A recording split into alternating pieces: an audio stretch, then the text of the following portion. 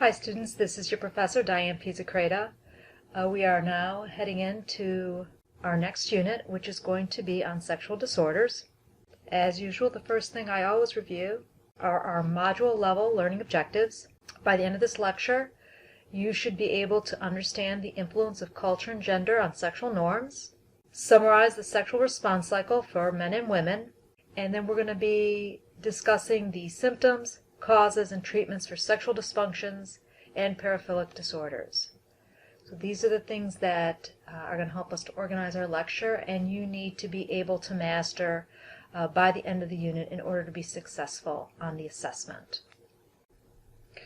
So culture can influence beliefs about sexuality.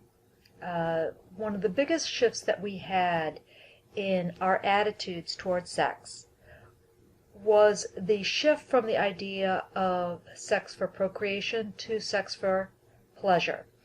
This happened during the 1960s with the introduction of the pill, the birth control pill for women. The birth control pill for women created a shift in our way of thinking about sex, in the sense that now people were able to have sex without having to worry about being saddled with a child. And this launched the sexual revolution that went into the 60s and through the 70s, and usually is credited with ending in the early 80s. One of the things I want you guys to understand is that acceptable sexual behavior varies with time, and it varies with culture. So history has a big impact on the ways we think about and see sexuality, as does culture.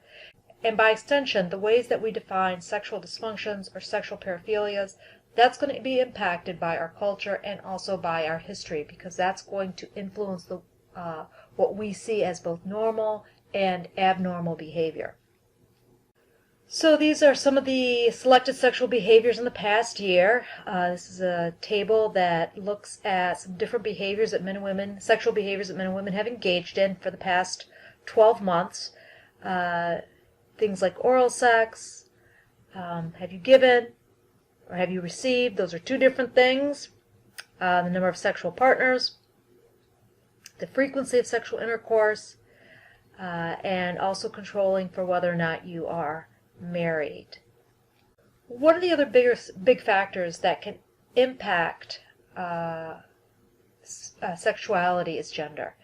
And men and women do show us that they have some differences in terms of their attitudes in relationship to sex. We find that men think more about sex, they report that they want more sex, they do report higher rates of masturbation, they also report that they masturbate earlier. This is interesting in that it's counterintuitive. We know that girls go through puberty first, so it should be that girls masturbate first. But in fact, what we find is that men masturbate earlier than girls do, or boys masturbate earlier than girls do. Why might that be? Again, let's go back to culture. Let's go back to history. We are embedded in in these sociocultural relationships that are often hemmed in by language, and one theory behind why boys masturbate before girls do is that boys simply talk about it more. They have more language to talk about it. And because of that, they try it. They try it earlier. Men seem to want and to have more partners. This seems to be very consistent across cultures. What goes along with that is they also seem to be more prone to sexual dysfunctions as they age, and they're more prone to developing a sexual paraphilia. When we start to talk about sexual paraphilias in more detail, we're going to find that almost all individuals that experience sexual paraphilias are men. We don't see a lot of sexual paraphilias in women. Now with women, even though we've gone through that sexual revolution and we have made that shift from procreation to recreation, women still desire sex more. Their desire for sex is still more often linked to relationships and social norms. What's very interesting, a very interesting piece of research where we surveyed young men and women about their first sexual experiences. And what's interesting is that when we ask young men about their first sexual experiences, they often code it as very positively. They're very excited. They say things like, I carried my condom around for months. I couldn't wait to do it. They're very connected to this idea of desire. Very connected to this idea that they want to have sex.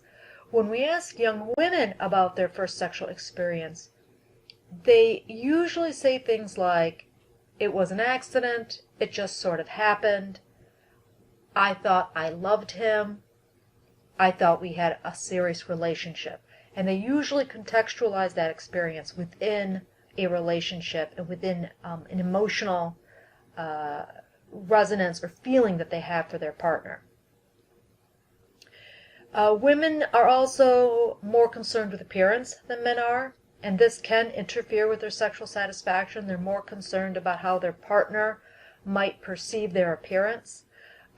This goes, very interesting research done on self-objectification.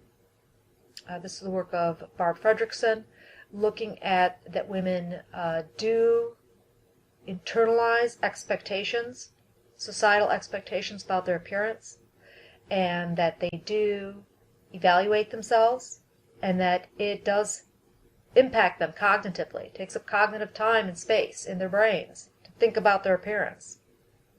At all ages, women are more likely than men to report sexual dysfunction, and we're going to be talking about sexual dysfunction in our next segment.